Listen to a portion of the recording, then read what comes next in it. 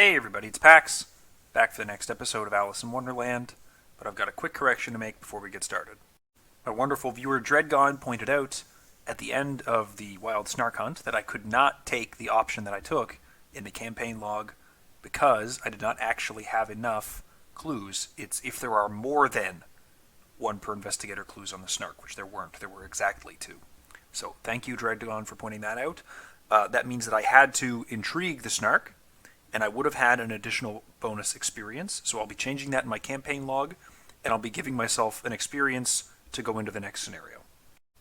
So let's proceed with the interlude, The Lion and the Unicorn. It's difficult to judge how far you've trekked through Wonderland. Milestones and landmarks are few and far between, which makes the finding of an actual road all the more welcome. A simple dirt lane cuts a surprisingly direct path through the countryside. You follow it with anticipation, building inside you as the dusty earth transitions to loose gravel, and finally, orderly cobblestones. You scarcely have time to hope for any sort of relief before you arrive at the outskirts of a derelict village. It's clear that Guruthnaka's minions have ripped this town apart. Each stone wall bears the same deep gouges that you have seen from other sites of their attacks. You watch each darkened corner of the village as you walk further into its heart. As you near the center of the small town, the sounds of commotion grow steadily, louder. You peer around a corner cautiously and gawk at the sight coming from the village square. A lion and a unicorn, standing on two legs each and back to back, are fending off an advancing crowd of shadowy beasts. You watch in amazement for several moments as the two expertly combat the dark creatures. However, as the din of combat begins to fade to ambience, you begin to catch smatterings of conversations from the pair of animals. "You're slacking, positively slacking against these fiends," the unicorn calls out from amidst the melee. "You're going to make us miss the refreshments." "Your complaining slows you," the lion retorts with a growl. "I fight twice as hard as you ever could." The two continue their brawl, glancing with irritation at each other whenever they can spare a glance. You consider that the two may have once been rivals before being forced into fighting the shadows together.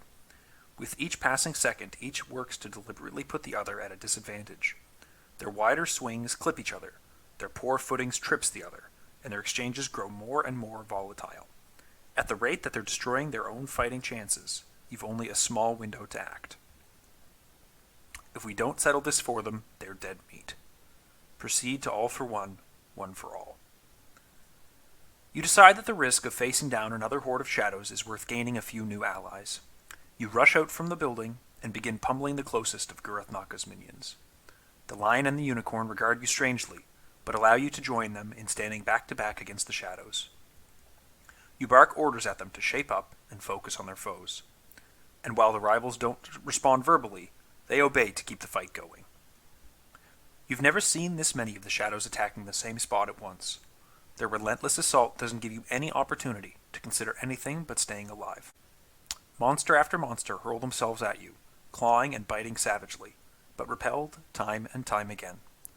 For minutes, the melee drags on until at last the flow of enemies evaporates. You stand raggedly, as do the lion and the unicorn, utterly exhausted, and not a bit bruised from the attacks. "Plum cake," the lion calls out, and the unicorn echoes his strange demand. "This sort of fight deserves a king's refreshment." You don't have anything to offer the duo, but you do pose them several questions. "You may have fought well, but don't think you're anywhere near our mark," the unicorn brags down to you. "The crown must go to one of us two, me to be precise." The lion scoffs and attempts to rebuff the claim, but you ignore his grumbling. You explain that whatever crown they're fighting for is nowhere to be found. "The blackguards," the lion snorts, "stolen my crown while they've ruined our sport." The unicorn stamps its hooves in half agreement, calling for the crown. "We'll retake the crown and then fight for it once again. See that we don't." You decide not to raise any further objections, as long as they've settled on working together against the shadows. The less you have to reason with these mad animals, the better a time you'll have. In your campaign log, record one tally mark under Strength of Wonderland. In your campaign log, under Wonderland's boons, record the lion and the unicorn. Each investigator searches the collection for a random basic injury, curse, or omen weakness, and adds it to his or her deck for the remainder of the campaign. So we're looking for an injury, curse, or omen for Tommy. we get Dendromorphosis. Oh, that is bad.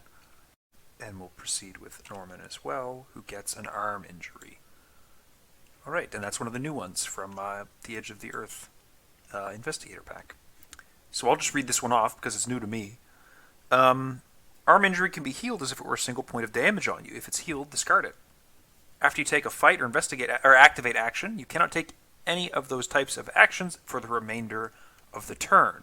So that's not terribly bad for him. It's really bad if his activate action on Mists or Sixth Sense or Divination failed and he needs to do it again. But I'm sure I can work some healing into the decks. So we'll take those as is. Guidance from Alice. Well clear of the abandoned village, you try to take your bearings. As before, it's difficult to find any landmarks amidst the wide open fields of Wonderland. The ripples of the wind through the tall grass give the appearance of waves of water, until strangely you spot a hint of blue amid the pale green. A river begins to wind its way towards you, as if being carved into the land as it traverses the fields. This cannot be another of Wonderland's random occurrences. Your thoughts return to Alice, as you change course to follow the riverbank trail, wondering if her influence could create such a stream just like that.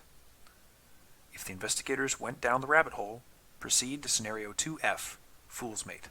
But first, let's take a look at some deck building. Over here for Tommy, what we're doing is the Flare that got exiled is giving us the Tetsuo Mori. We're dropping 2 Look What I Found for a Bandolier and a Flare, and we're adding a Charisma. And then for Norman, we're just taking our 2 copies of Divination 1 and upgrading them to Divination 4. Scenario 2F, Fool's Mate. The winding paths through the rolling hills remind you of Miskatonic Valley, in a way. You might feel at ease were it not for the glimpses of strange creatures and wisps of shadow each time you look back over your shoulder. Your worries are compounded as the landscape smooths out to tidy fields and perfect squares. Immaculate hedge rows and canals line each plot of land. The grass of each alternates between darker and lighter shades to contrast with its neighbors. The parallel with a chessboard occurs to you at the same moment that you catch sight of several enormous white chess pieces, alive as any person and grouped together fearfully.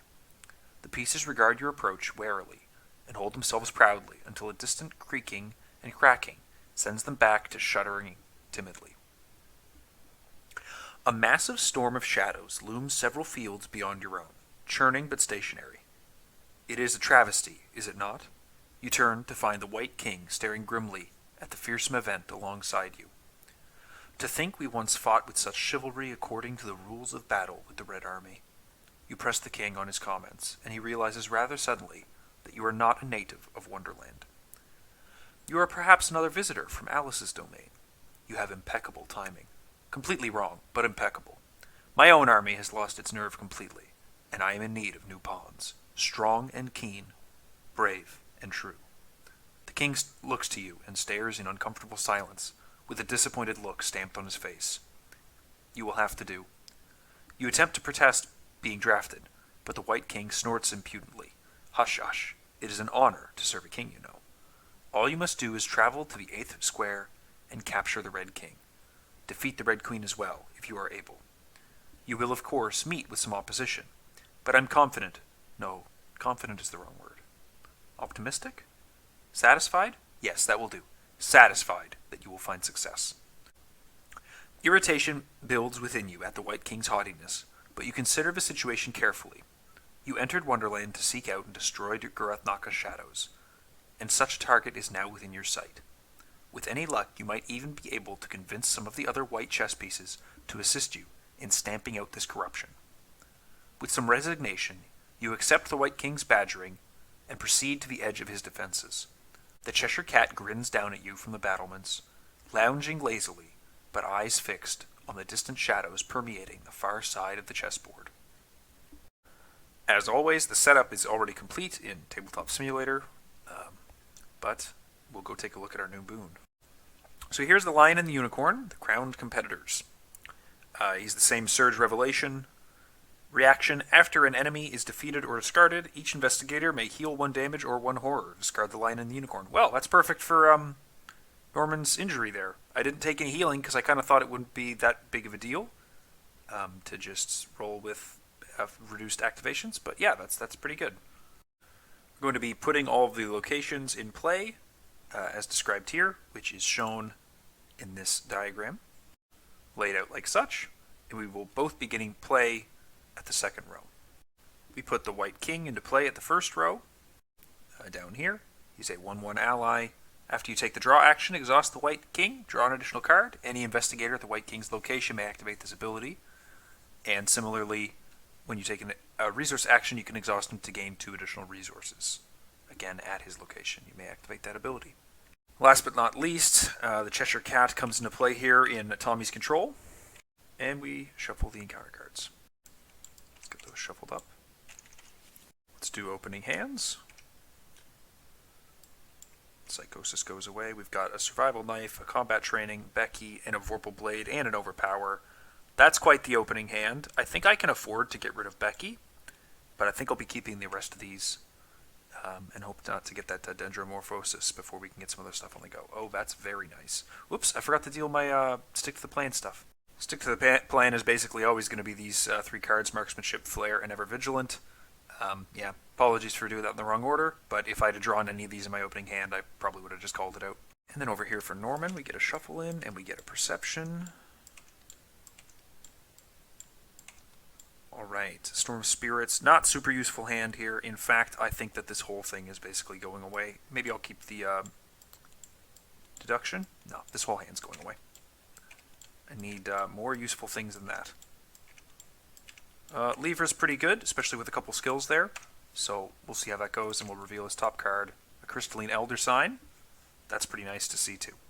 The location that we begin play at is the second row. The white chess pieces, fortifications, end of the square. Beyond lies an open battlefield. 2 Shroud, 2 Clues. Reaction: after you successfully evade an enemy, choose and discard a card from your hand to move the evaded enemy to either the third row or the fourth row. The outer walls of the white chess pieces offer some protection against the attacking red pieces. Cool. Just realized I forgot to take a look at the bag here. -X is the number of chess enemies in play. Not bad. -2, if this is revealed during a fight or evade attempt against a chess enemy, reveal another token. That's a little nasty. And currently the Elder thing is -1. It will be -3 later when we get to the shadowed locations, which are the red piece locations. But it's -1 and -3 later. Agenda 1A, Opening Strategy.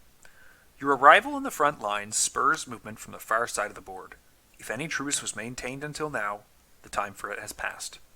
Chess enemies gain Hunter and spawn 7th row or 8th row. Forced, when a chess enemy would resolve the Hunter keyword, consult the chess movement section in the campaign guide. For this scenario, when resolving the Hunter keyword, all chess enemies behave differently depending on which piece they are. Pawns resolve Hunter keyword normally. Knights, if they're at a row location, move to a distant square. If it is at a distant square, it hunts directly to any investigator. Distant square is this location that was off in the corner here while I was revealing everything, but investigators cannot enter distant square, and we can spend 2 clues to reveal it. Investigators as a group may activate this ability from any location.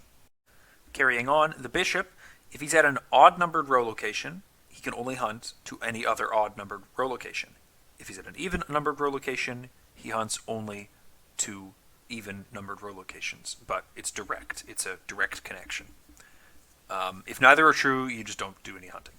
The rook moves 1 location at a time in a straight line until it engages an investigator. If it moved more than once, it does not attack. The queen also resolves its hunter effect as if it were a bishop, and then if it wouldn't hunt as a bishop, it hunts as a rook.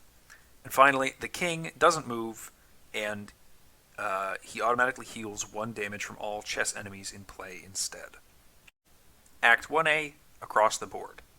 You can barely make out the silhouette of the Red King's castle amid the darkened clouds ahead of you.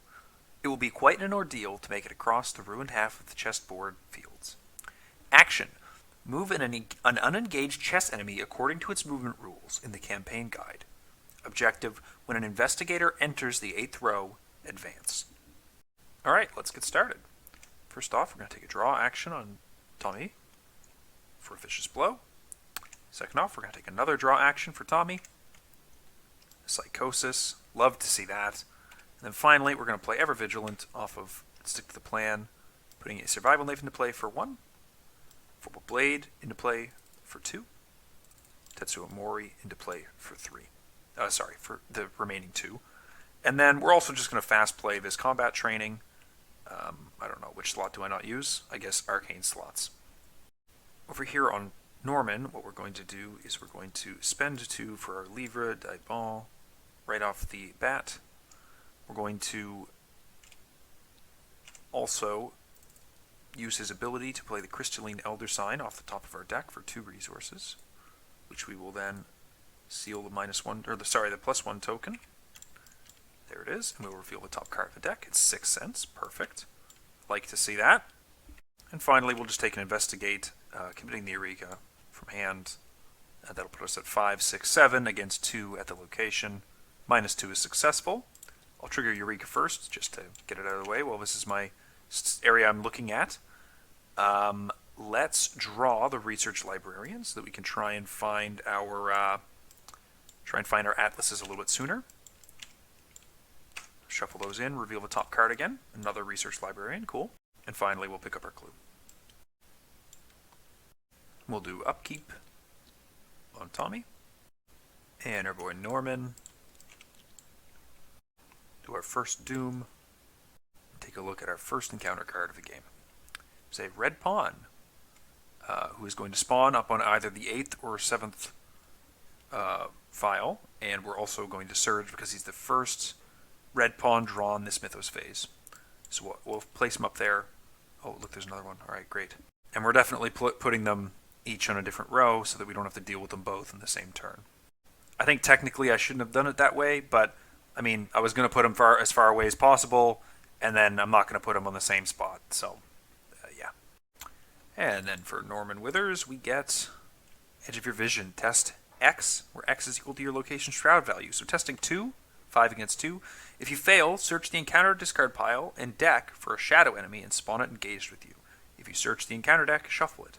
Then take 1 horror for each shadow enemy at your location. I think we're just going to test this. We are 3 up, which is like very good odds. And I think I'd like to save these guts to help Tommy out past some stuff instead. Yeah, see, that's a -2. Nothing to worry about. Bye-bye. So what we'll do is we will use the Livre de Bon to swap the guts and a Research Librarian. And then we will play our Research Librarian, which will search our deck for an Astronomical Atlas and add that to our hand. Try that again. Add that to our hand. There we go. Then we'll reveal the top card of a deck, which is a Ward of Protection. Cool. Next, we'll take another Investigate. We're going to be 6 against 2. Let's just get that one. Yeah, sure. You know what? I will swap something. Does that matter? No, that doesn't matter. There's no point. And then Norman's just going to head up to the 3rd row. The wide fields are perfectly square, though dense hedgerows block your path to any other column of this chessboard. 3 Shroud, 2 Clue location. After you move to this location as your first action, move to a connecting location. Okay, well, that was indeed our last action. Over here on Tommy, we're actually just going to take a move action to follow him and discard our Psychosis, so we don't have to deal with all this extra direct damage. During the Hunter phase, each of the pawns are going to move as their Hunter keyword describes. 1 location. We'll do our Upkeep for both players. It's a Flare for Tommy, and that is his Ward of Protection, and seeing a 6 cents on the top of the deck for Norman. Ooh, I think 6 cents might be seeing play this game. 2 Doom, and an encounter card for Tommy, which is Promotion, Peril. If there are no Chess Soldier enemies in play, gain Surge. Otherwise, choose a Chess Soldier enemy and attach Promotion to it. The attached enemy gets +1 Fight, +1 Evade, and +1 Horror. If the attached enemy is a pawn, it gets an additional +1 Fight, +2 Health, and +1 Evade. Wow. So if I'm reading this correctly, he's now a 4/3/4, and he's a 1/1 on Damage and Horror. Yuck. Alright, let's see what we got. Norman, we've got Discovered Attack. Put it into play in your threat area. After you enter an enemy's location or an enemy enters your location, place 1 Doom on that enemy. Test 4 Willpower or 4 Intellect. If you succeed, discard Discovered Attack. Okay, cool. So Norman's going to do some Livre nonsense. He's going to be adding 6 cents to his hand, putting Astronomical Atlas on top of his deck, and playing Astronomical Atlas from the top of his deck for 2 resources.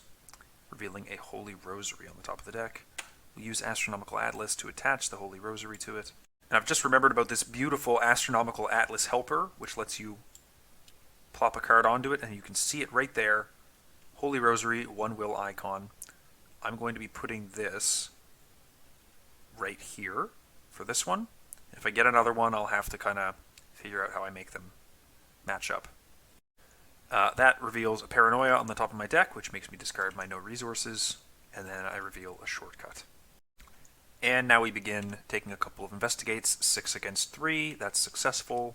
And again, 6 against 3, that is successful. That's a -2 for 2 clues.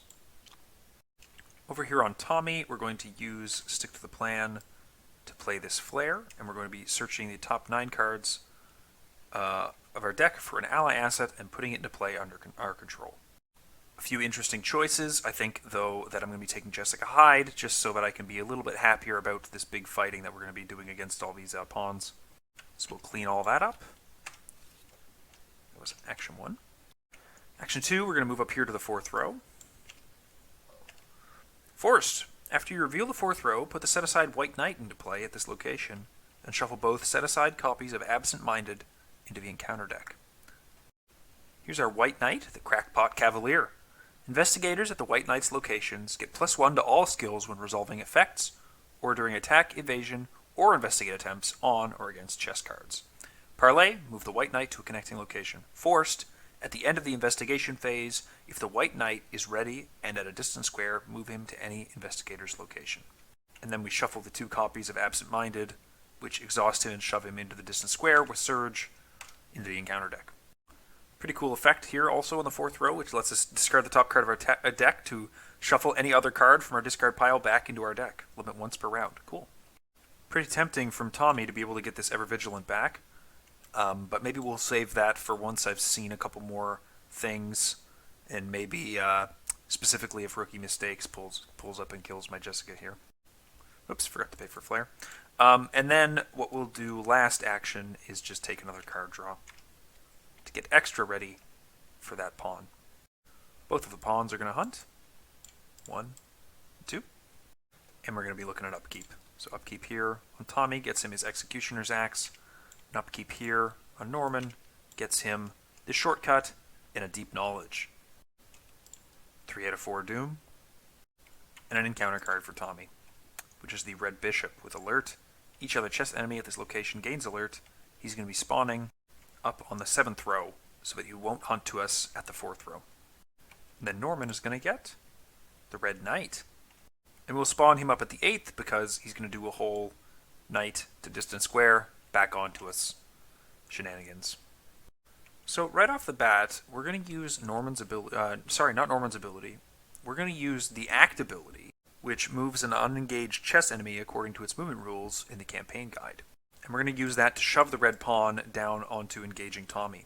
After that, we're going to use a shortcut to move up to the location, which also places a Doom on that enemy. And now we get to start doing some fun stuff with our cards. I'm going to go ahead and swap the Deep Knowledge with an Enraptured, and then immediately put it onto my Astronomical Atlas, revealing the next card, which is an Arm Injury. Bummer. But fortunately, I don't have any activate actions going on right now, so not a huge deal. And then we're going to investigate our location. I do have a Divination on the top of my deck now. That's cool. We're going to be investigating at 6 against 3 again. -4 is a failure. And then 6 against 3 again. -2, that's a success. Now for our dear Tommy here, what we're going to do is we're going to be taking a swing at the red pawn with a Vorpal Blade, which is going to be 4, 5, 6. We're going to go 7, 8, 9, 10 against 4 for 3 damage. A skull, that's currently minus, quite a bit. Let's check. 1, 2, 3, and 4 from the pawn himself, so that is currently a -4. But fortunately, we don't only succeed at the test, we get our 2 draws from Overpower and kill the red pawn all in one fell swoop. We'll see what our 2 cards are. Becky and Strange Refreshments. Sweet. Alright. I'm going to take an action to move the other pawn forward once, like so. Last action, we're just going to take a resource. Carrying out the hunter moves, the pawn is going to move on to Tommy and then deal him 1 damage. Forgot to take the damage off of Jessica earlier, but that 1 damage is going to go straight onto Tetsuo Mori. The red bishop is not going to hunt at all.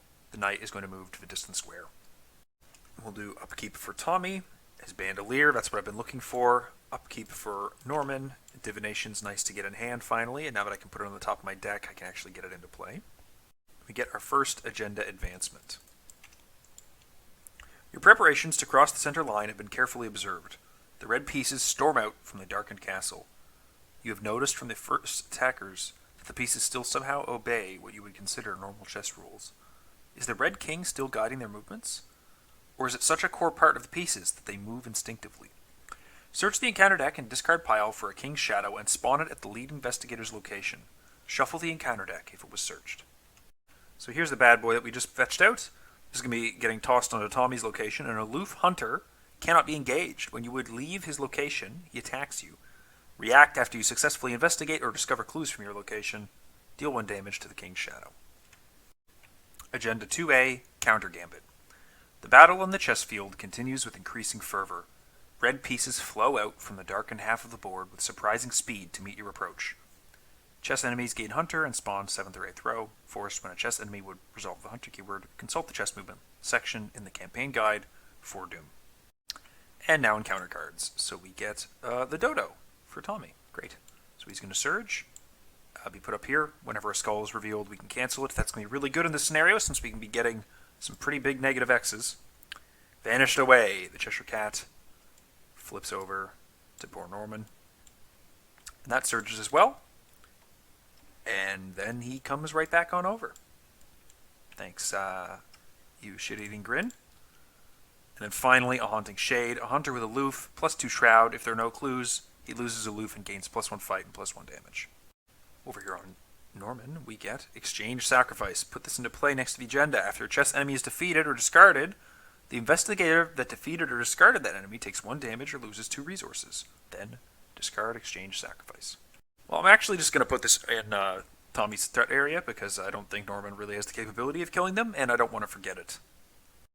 I did miss the trigger on Discovered Attack when he moved into our location, but we were at... that would have put us at like 5 out of 4 Doom, so not a big deal. So we're going to go ahead with Norman first. Reason being, I need to get that Shadow to lose aloof, and I need to start dealing damage to that guy that I can't engage, the King's Shadow. So I'm going to want to get the clues with Norman. I'm going to want to get 2 clues this turn. The first clue is going to deal damage to the King's Shadow, and the other Shadow is going to drop off the location onto Tommy. I shouldn't say drop off the location, but engage Tommy instead of being at aloof and giving +2 shroud. So with the +2 shroud, that means I've got a 5 shroud location to overcome.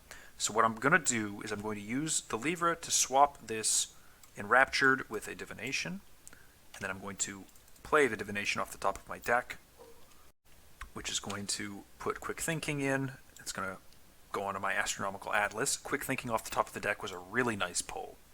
And quickly, before I proceed, forgot, this is not just chess enemies, this is any enemies entering your location. So those 2 guys both have a Doom on them.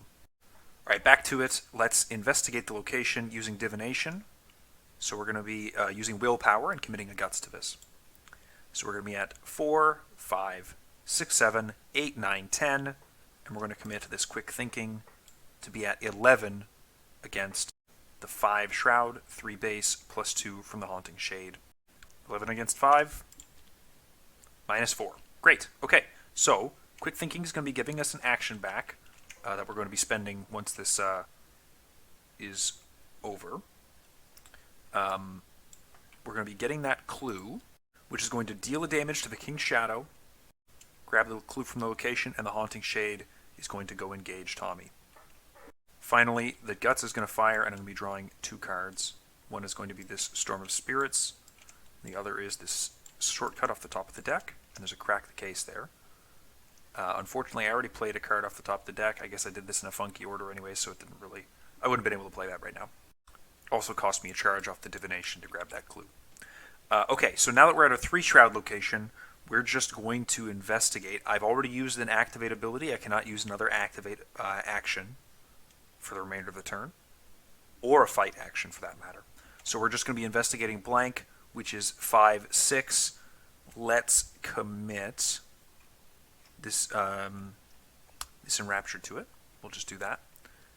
To be 5/6/7 against 3. Should we get one more up? No, I think that's okay. Chess, which is currently -3. So we do successfully investigate again, which is going to be dealing another damage to the King's Shadow, which defeats the Bastard. Another thing to keep in mind is I actually had +1 to all of those tests so far this turn. Forgot about that. Since we're successful, we get to add a charge back with the Enraptured. Just occurred to me this quick thinking should be in my hand because I had committed it off the Astronomical Atlas there. The last thing I'm going to do is toss Tommy a couple of draws. Toss him 3 draws. Cool. Alright, now let's get rid of these guys. First things first, we're going to use the Vorpal Blade against the Red Pawn. We were at 4, 5, 6. Do we have any commits that we want to throw into this? I have this Tetsuo to get weapons back if I need to, and as such, I think I'm going to commit this Becky to the fight. Didn't want to spawn those tokens, but here we are. So it's going to be 4, 5, 6, 7, 8 against 2. He's super dead, and I don't get to do much else with that. And then I take a damage or lose 2 resources. We're going to take a damage. That gets discarded. And then we're going to attack this Haunting Shade, who currently is a 3/2. We're going to do the same attack with the Vorpal Blade, this time putting a Overpower into it. Do I want to put the Overpower in? No, I really need to get this Vandalier into play before I do any more card draw. So we're just going to attack 4, 5, 6. Let's see. 7, 8. Yeah. 7, 8 against 3. The Curse, the Tablet, is a -2, so it's -4 in total. So I hit for 2 damage. I get to remove one of these curses from the bag. That's nice to see. He's defeated, so is his Doom. And then last action, let's get that Bandolier into play. Safe against the Dendromorphosis that we added to our deck. And we also have an additional willpower to play with now. So, during the enemy phase, he's going to fail to hunt, he is going to hunt, and he's going to engage Tommy. And then he's going to swing for 1 damage and 1 horror, which I think I'm going to put both on Tetsuo, and then use him up to search the top 9 cards of his deck or discard pile for an item and shuffle it. Sorry, add it to his hand and then shuffle the deck if that's what was searched. I think we're going to just go grab Becky again really quickly. No point in pittering around with that, I don't think. And then he gets shuffled back into the deck for 1, 2, 3 resources. Perfect. I was foregoing using the Survival Knife because I kind of wanted to get some money back. I do want to play this eventually. I would like to play this now that I have my Bandolier out. I also wouldn't mind getting the Strange Refreshments into play, or Madame Labranche. So I think having the money and getting that back is a little more valuable than just not needing to deal with them next turn. I should have also lost a resource prior to all that happening. And 2 resources. Well, just the 1 resource because I only had 1 resource before that went off. Okay, so Upkeep over here on Tommy, and we're going to have to discard a card. Let's get rid of... Well, we have the Vorpal Blade in play. Let's get rid of the Executioner's Axe. 1, 2, 3, 4, 5, 6, 7, 8. We're good there. And then over here on Norman, we're going to Upkeep, and then we're going to have some tricky decisions, I think, about what stays and what goes. Let's think. Actually, not that tough of a decision. I think it's just going to be my Research Librarian. My top deck is the Bellman. I might already be playing him to get rid of him. Depends on where my weaknesses... sorry, not my weaknesses, but where my money lies with this Crack the Case. Alright, 1 out of 4 Doom. And encounter cards. Discovered Attack. After you enter an enemy's location or an enemy enters your location, place Doom on that enemy. Bummer. For here on Norman, we get Edge of Your Vision. Test X, where X is equal to your Shroud's location Shroud value. Okay. So we're still at a 3 Shroud location, but I think I'm just going to swap the top card of my deck with this one. and then play this ward off the top of the deck for 1 horror. And actually, I think I'm going to kill off my research library in doing so, just to cancel this. I don't really want to deal with that right now. And we pick up Harbinger. Okay, yeah, fine. Fine, I deserve that. Okay, let's go ahead with Tommy. We will take this attack against the Red Knight with the Vorpal Blade. He's only got 2 health. Let's just throw the Overpower into it now. That's fine. 4, 5, 6, 7, 8, 9 against 3. That is currently a -2, I believe. Yep, correct, just the one other one here. So he's definitely defeated, and I'm also going to be getting 2 cards off the top of my deck. Cool. Then we're going to take a little bit of time. 2 resources for Madame Labranche. 2 resources for Becky. Oh, I've been forgetting about the +1 for my combat training, like this whole time. Oh, that's brutal. And then we're also going to use Madame Labranche to get a buck back with her ability there. Okay, Mr. Norman, let's use Shortcut to shove Tommy up to that new location, which we're going to have to spend 2 of our 6 clues to enter. Let's see what happens up at the 5th row. Forced, after you reveal 5th row, reveal the top 5 cards of your deck and draw each weakness revealed. Shuffle your deck. Oh, bummer. Alright, let's see what we get. Thompson, Enchant Weapon, Gret, another Bandolier, and Dendromorphosis. Bugger! Alright, well, I do have to draw that. I have to check. Yeah, we just shuffle afterwards. They don't get discarded or anything. But drawing Dendromorphosis does mean that I have to drop something right now, which is a bit of a bummer. I would like to keep my Survival Knife a lot. I could keep Becky, but that's not a lot of shots at +1 damage. So I think unfortunately Becky's what's got to go. So that is currently taking up my hands. Fun, fun, fun. And a fun little rules fact for Tommy. This is an asset. I could shuffle this back into my deck for $1 when it dies. Furthermore, if I have Star in play, it has 2 health, regardless of whether I want it to or not. So those are some fun rules tidbits for you. Okay, well, what we're going to do is we're going to move up to match him, and we're going to start testing these discovered attacks off of us so that we don't have to deal with them later. Let's do a Guts. So we'll be at 5 against 4, 6, 7, 8 against 4. Let's go 9 against 4. 0, so I get an action back, and I draw no cards, unfortunately, because of what's going on with the Harbinger here. But this does get discarded, and then I'll just spend my action and spend another action that I have on my turn to discard the Harbinger from the top of my deck as if it were my threat area and see what the top card is. Use Astronomical to shove this Perception over, and another Perception on top. Cool. The Red Bishop is going to hunt, and he's going to engage Mr. Tommy. Tommy's going to use his Survival Knife to take an attack against him.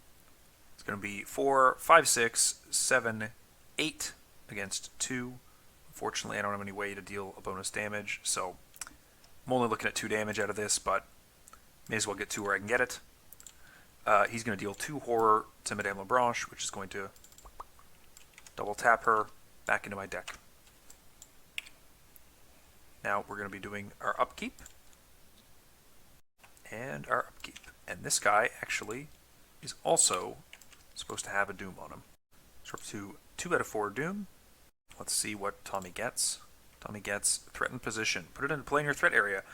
Well, if there's a chess enemy at your location, you get -2 to all skills during skill tests except during fight or evade attempts. Alright, not too bad for him. Over here on Norman, he gets Deepening Dusk. Attacks to your location, gets +1 Shroud. Shadow enemies at the attached location get +1 fight and +1 horror. Well, it is a bit of a tricky location. So we're going to take attack with the Vorpal Blade. 7 against 2. We pull a 0. So we can heal a horror, which we don't have any, of course. But, you know, we could have. With that, I think I'm going to remove this Threatened Position, just so that I'm not eating a bunch of really nasty treachery effects when more chess enemies start popping out onto the board. I think that Norman is going to be using Divination to get clues off of this location, but we got to figure out how exactly we're going to do that. I think it's going to be Committing a perception off of this for divination. So 5, 6, 7, 8, 9, 10 against my shroud of 5 right now, because it was 4 plus 1 from that treachery we just drew.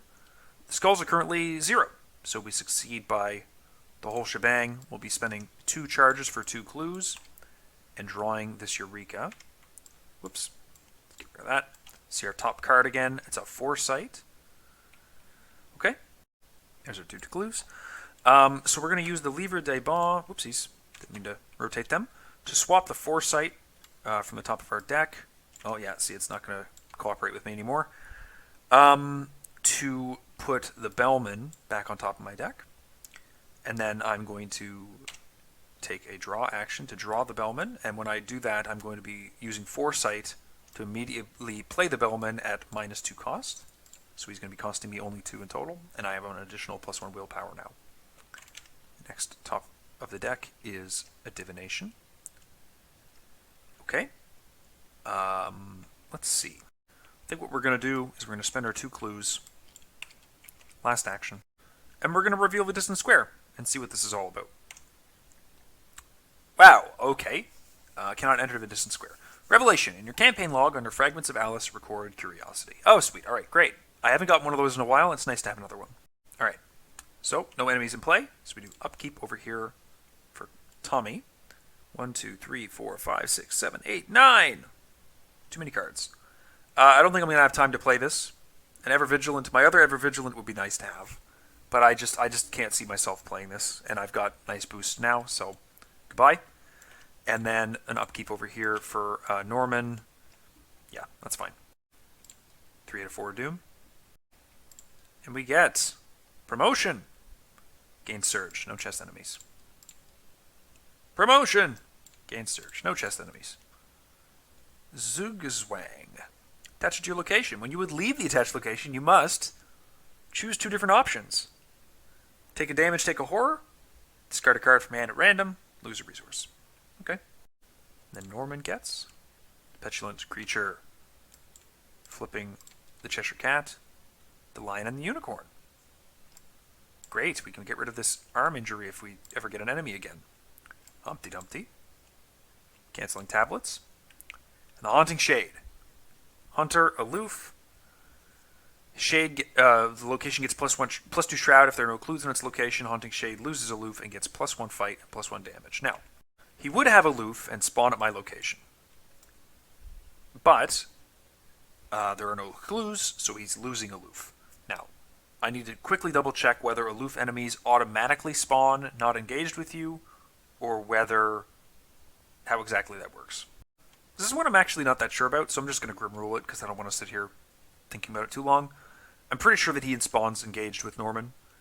He would have aloof, which would normally mean he spawns unengaged, but there's no clues in the location, so he doesn't have aloof. And I don't know if that's true at the time that he spawns or not, but just because it's kind of a pain and Tommy has to take shots against Norman and might risk hitting him, I'm going to call that a Grim Rule in favor of putting it in front of Norman. Of course, with a Doom from the Discovered Attack. So we're going to go ahead and use the Vorpal Blade against Mr. Haunting Shade. He currently has +1 fight, so he's at 3. So I'm at 4, 5, 6, 7, 8, 9, 10. Let's try not to miss. There we go. Tablet. Can I cancel that if I wanted to? I could. Don't need to. I'm not succeeding by exactly 1. I'm succeeding by a huge margin.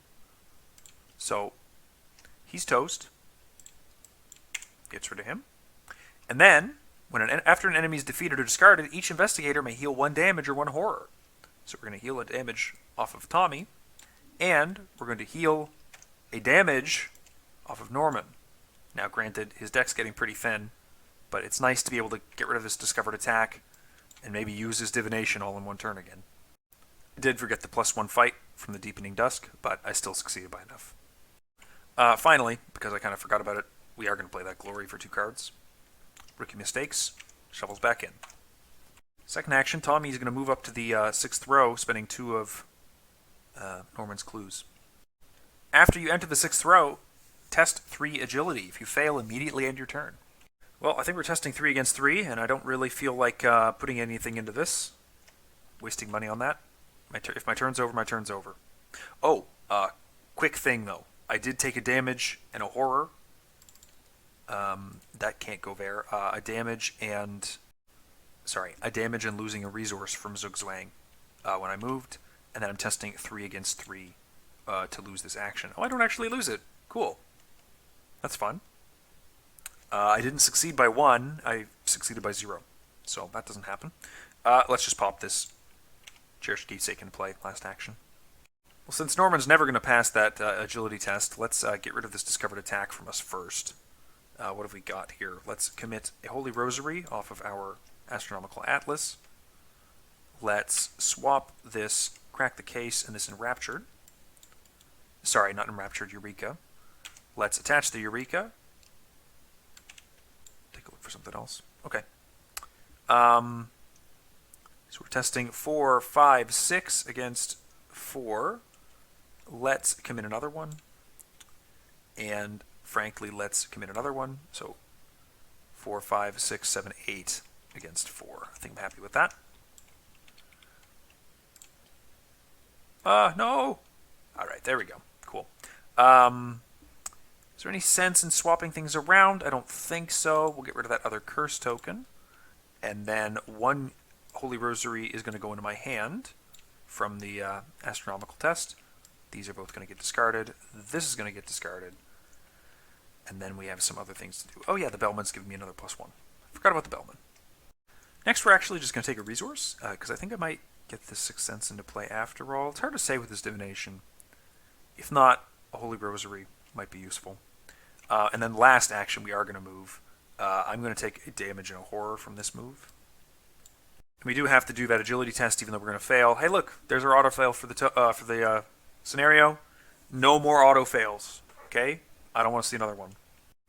We'll do upkeep over here on Tommy. Looking good, another Madame. And upkeep over here on Norman.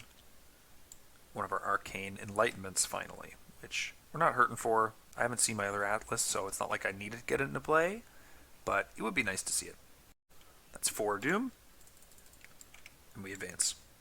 Spawn the set-aside Red Queen at the 8th row. The red pieces pause their fighting to bow and kneel as an imposing figure emerges from the shadowy veil. The Red Queen, her face somehow both hard and soft at once, gazes hatefully across the fields at you as power swells within her. Shadows pour from her robes and she begins to mutate further. Strike down the invaders, she bellows, racing towards you with tremendous speed. She's a 3/6/3, prey, lowest agility. While you're engaged with the Red Queen, you cannot activate fast triggered ability effects or play cards with the fast keyword. Wow. All she remembers is that they were running hand in hand and the Queen went so fast that it was all she could do to keep up with her. And still the Queen kept crying, faster, faster. Vile occupation. As the Red Queen advances upon you, the shadows spread with the speed of a wildfire towards the White Castle. Darkness begins to clot the sky, and each piece of landscape appears like a blackened copy of itself. And we've got the same 2 abilities that we've been seeing for the whole scenario. Counterguard for Tommy. We get a discovered attack. Goodness gracious, I don't want to see this anymore. Stop giving me this. For Norman, absent-minded, exhaust the White Knight and move him to the distant square. This surges. Griffin and the Mock Turtle. When an enemy would make an attack of opportunity, cancel that attack. He's going to go up in my little display there, and we get the Red Rook.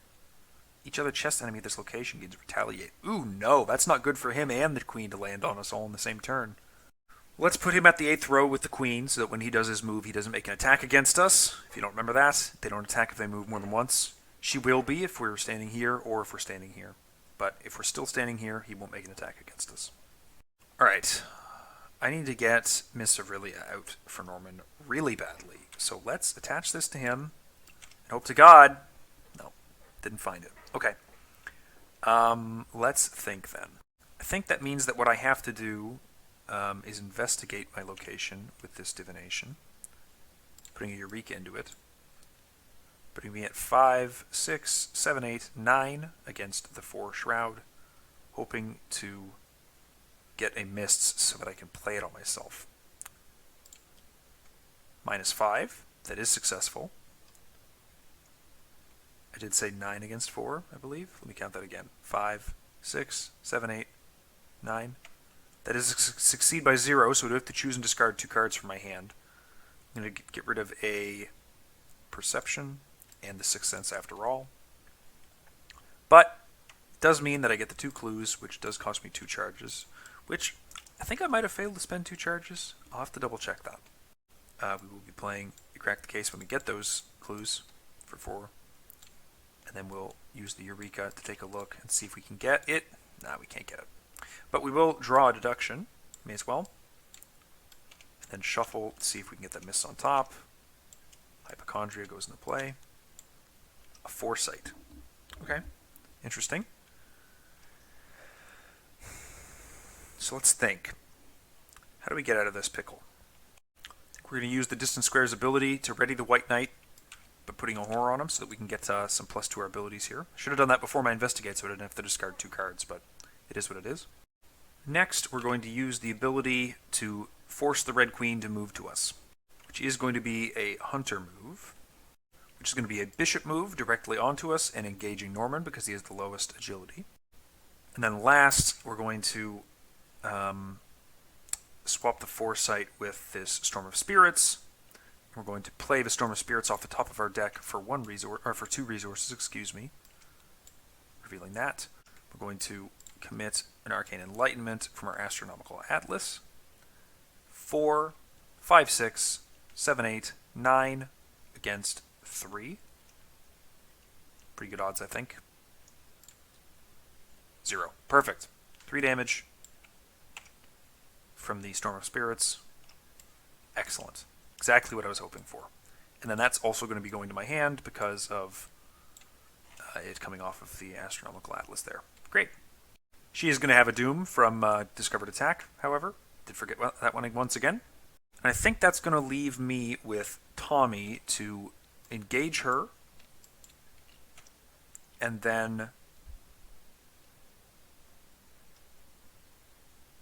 use the Flare to attack her for plus 3 for 2 damage, for 3 damage total. 4, 5, 6, 7, 8, 9. Perfect. Alright. She's toast and up in the victory display. And my second Flare is exiled. Perfect. Just occurred to me, I don't think Norman could do a lot of that stuff on that test. I'll have to double check it afterwards to see if that was legal. I think he pulled a 0. I feel like he pulled a 0. So I think it would have succeeded even if he hadn't been able to commit all this stuff, but it's too far gone. I don't want to go back and fix that now. Last action, I'm going to go ahead and play Madame Lebranche and use her for a resource. The Rook is going to engage us with his big move, but because he moved 2 locations, he's not going to fight us. He is, however, going to get a Doom from the Discovered Attack, and then we're going to get our upkeeps. Rookie mistake. Fortunately, nothing to die yet. And then over here on Norman, we get our Arcane Enlightenment and an Astronomical Atlas on the top of the deck. That's good to see. 1 Doom, another one on our Rook. Let's see what we get. We get the Caterpillar, heading up here in our little agenda display. Absent-minded, the White Knight is going to be exhausted and move through Distant Square again. And that surges into the Duchess, who is going to go up into our little display. And finally, exchange Sacrifice. After chess enemy is defeated or discarded, take a damage or lose 2 resources. Discard it. Cool. Okay. So that's are the encounter cards for Tommy. Then over here on Norman, he gets the Animated Shadow. X is equal to the engaged investigator's base combat. Cannot make attacks of opportunity or be engaged by their investigators. If he's evaded, defeat it. If the investigator engaged with the Animated Shadow is defeated or resigns, discard the Animated Shadow.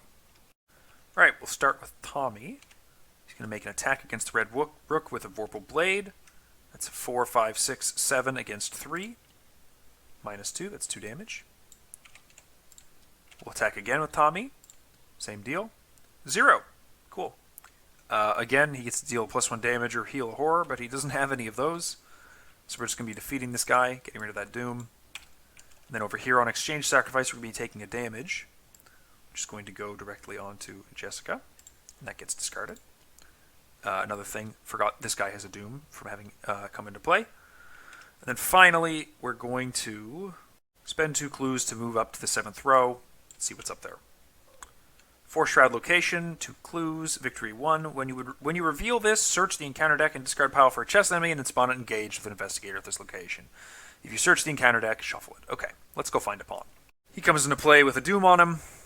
Horror heals off of Jessica Hyde, and hopefully the survival knife can take him out during the enemy phase. So over here on Norman, we've got a couple of things to be tricky with. I want to get my mists into place so that I can evade this guy and go catch up with Tommy. And I've got not many cards left in my deck. So, let's try and think about how we want to do this. We're going to use the Astronomical Atlas to put an Atlas onto our Atlas. And then we're going to see the deduction. So, after that, what we're going to do is we're going to take a move up to the 7th row. He doesn't deal any attacks of opportunity to us. We're going to do an Investigate here. With the Livre des Bons, we're going to commit the top card to the Investigate test, and we're going to also commit this Astronomical Atlas to it. So we're going to be at 5, 6, 7, 8, 9 against 4. The Skull is currently -9, I believe. So the deduction is going to get us 2 clues. The Astronomical Atlas is going to go to hand.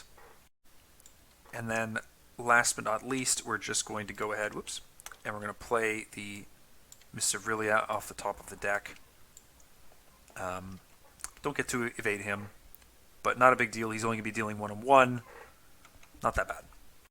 So, enemy phase, he's going to be attacking me. We're going to use the survival knife to deal an attack back to him. It's quite a lot against 2, and I believe that quite a lot is very successful and defeats him. And then the animated shadow is going to be dealing 1 and 1 to Norman, which is going to go on the Bellman. And then after I've taken a damage, I have to take a direct horror. So then we get our Upkeep, Stunning Blow, good to see. And then the Hierophant is going to be going into hand. Going to go ahead and discard 1 Arcane Enlightenment. Really don't need to. 2 is just for icons and also to see it sooner. 2 Doom on the agenda, 1 on the enemy. And encounter cards. Get threat position. -2 to all skill tests when there's chest enemies at the location. And then for Norman, we're going to get a red pawn, which is going to surge, but we're going to place this guy. We're going to spawn him at the location, and it's going to go on Tommy. And he'll surge into Petulant Creature, which flips the Cheshire Cat back to happy mode. And that surges into Deepening Dusk, +1 Shroud. Shadow enemies get +1 fight and +1 horror. Alright, so let's start with Norman. Norman's going to do an evade with Miss Sevrilia against the animated shadow. It's going to be 4, 5, 6, 7, 8 against 3. Elder Sign. Cool. Swap the top card of your deck with a card in your hand. I'm pretty sure I cannot swap no cards for a card in my hand, I feel like. So that's just going to fire off. After you evade him, defeat it. So, goodbye. And then we're going to be using the effect to move to a connecting location. We have to spend 2 clues to move into the 8th row. It's a 4 Shroud, 2 per investigator clue location, 1 victory. While there are 2 or fewer clues at this location, as an additional cost to investigate, choose and discard a card from your hand. Okay, interesting. But more importantly, when an investigator enters the 8th row, advance. Across the board. Through the swirling darkness, you charge up the steps of the Red Castle and burst through the towering double doors. The Red King sits at the opposite end of a grand hall, seated languidly in a grand skeletal throne. He does not make any motion as you enter, though the shadows leaking out of his hooded cloak begin to pour with increasing volume. Check the campaign log. If the investigators went through the looking glass, spawn the set-aside Obscure Overlord. Otherwise, spawn the set-aside Tenebrous Tyrant at the 8th row. Well, this is a little poopy. He's spawning engaged with me. He's a 2-10-4 alert. Cannot make attacks of opportunity during the investigate actions. While there are more than 2 clues on 8th row, he gets +2 fight and retaliate. After an investigator discovers any amount of clues, from 8th row. Deal X damage to the Red King, where X is the amount of clues he or she discovered. Well, he can't make attacks of opportunity during investigate actions, so let's pick these clues up to remove his fight and retaliate. Go ahead and investigate the location with a deduction and an enraptured. And let's also just toss this astronomical atlas into it because I don't really think I can play that right now. So 5, 6, 7, 8, 9, 10 against the Shroud, which I believe was 4. Skull. Skull is currently -2 from the two of them. So we're going to be getting a charge from Enraptured. We'll put that back on our Miss Aurelia. That'll go to our hand because of being committed off the Astronomical Atlas. This will go to the discard pile. I'll use the deduction to gather 2 clues. And the 2 clues will deal 2 damage to the Red King. There are no longer more than 2 clues, so he has he's back to 2 fight, and he does not have retaliate. Okay, I think that's that whole action. And to keep in mind, in order to keep investigating here, I do have to choose and discard cards from my hand now. So what we're going to do last action is definitely try to evade him with Miss Aurelia. So we're at 4, 5, 6, 7, 8. Let's go 9, 10 against 4. -1. Super duper successful, and he's evaded at my location. Absolute Pin. The Red King utters no commands or cries of alarm, but his minions pursue you into the castle as the shadows try to blot the light out behind you. Your only recourse is triumph, here and now. Same as before, action, and the objective is, if the Red King is defeated, advance. Okay, now over to Tommy. Let's go ahead and take a swing at this guy with the Vorpal Blade. Actually, you know what? He only has 1 health. You may as well use the Survival Knife. Bit better odds to hit, right? 4, 5, 6, 7, 8 against 2. Guess it doesn't really matter too much. Yeah, he's toast.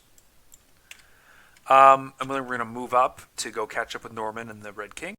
It occurs to me, Discovered Attack kind of screwed me there. I just put a doom on him. But let's keep going anyways. We'll take an attack with the Vorpal Blade this time. It's 4, 5, 6, 7 against 2. A 0. Great. So I can either heal a horror or deal an additional damage. Definitely an additional damage. Halfway there. During the upkeep phase, he readies, and he's going to engage Tommy, of course. We're going to do upkeep. Kleptomania comes into play. And here for Norman, we're going to do also upkeep. Drawing the arm injury again. Lovely. And a Eureka goes on top of the deck. 3 on the agenda, 1 on the Red King. Let's see what we get for encounter cards. We get an Animated Shadow on Tommy. That's a bit of a bummer, but hopefully we can kill the Red King this turn and it's not that big of a deal. Counter card for Norman, we get the Red Knight. We're going to spawn him at the 7th. Don't really want to deal with him right now. Okay, let's go ahead and try and finish this off. So, oh, no, I don't want to start with Tommy first. Why would I start with Tommy first? I still have a VP on my location. Go ahead and take an investigate at our location. We're going to discard the Hierophant to do so. We're going to be using divination to do the investigate. So it's 5, 6, 7, 8 against 4. Let's go 8, 9, 10 against 4. Successful. Spend the 2 charges together, 2 clues, and we'll secure that last VP location. Let's put this Eureka onto my Astronomical Atlas. Dealing the next top card. Oh, bummer. Well, it is what it is. I think we'll just play a Rosary, just in case, and then we'll just end our turn quietly. Actually, come to think of it, we'll use the ability here to ready the White Knight and move him over to our location so that we're getting +1 to all of our tests in a moment. And now we can finish the Red King off if we can. So 4, 5, 6, 7, 8 from an additional +1 against this chess guy. Got 3 attacks at 8 against 2. That's successful for 2 damage. That's successful for 3 damage. And there's the 10. So he heads up into the victory display immediately. And we get to flip the act. You strike the red king with every bit of courage you can muster, and all at once the red pieces freeze, and the shadow's advance halts. The entire area seems suspended in time for a moment, before the king slips down out of his throne and splays on the floor before you.